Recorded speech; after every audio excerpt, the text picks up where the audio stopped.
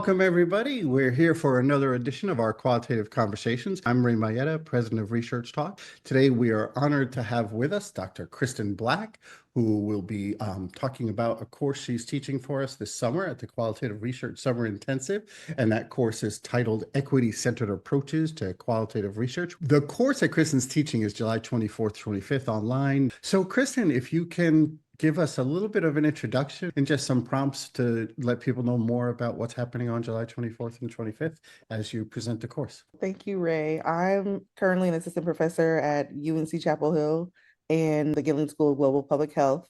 And my background is I'm in the departments of maternal child health and health behavior, but my background is in looking at maternal health equity and also conducting community-based participatory research. It's really exciting to talk to you all about this course, which I've taught a couple of times, but I think it's particularly interesting on how we're going to be approaching this course and the times that we're in when there's lots of restrictions on health equity work and DEI.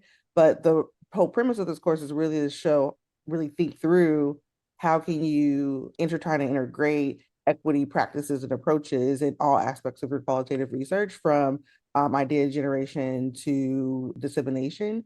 And I wanted to share this course with folks because I think we often think about health equity in terms of like measurement or how we're looking at outcomes, but we also need to be thinking about it in how we approach our research from the jump. And so through the course, we're going to be talking through all the different pieces and aspects of research when it comes to qualitative research, and like what ways can we take more equitable approaches, anti-racist approaches to the work that we do. I think one thing that's going to be different than previous courses is I'm really going to take integration of thinking through like how can you do it in times like that when you can't always say those words. You can't say racism and equity and all these key things. And so how can we just ingrain that into the practices? So it's just, I always talk about like how do you automate equity? And it's not just a course where you sit back and listen. It's definitely some active participation and some co-learning experience where people in the group actually learn from each other too on things that they're already doing that are really great approaches. So even from the start, we think about like the questions we ask, how we can be complying with the practices of academia or the world or our federal government, and that we don't really look at how the approaches and who we're including and all that, and what questions we ask are really from a space of trying to achieve equity.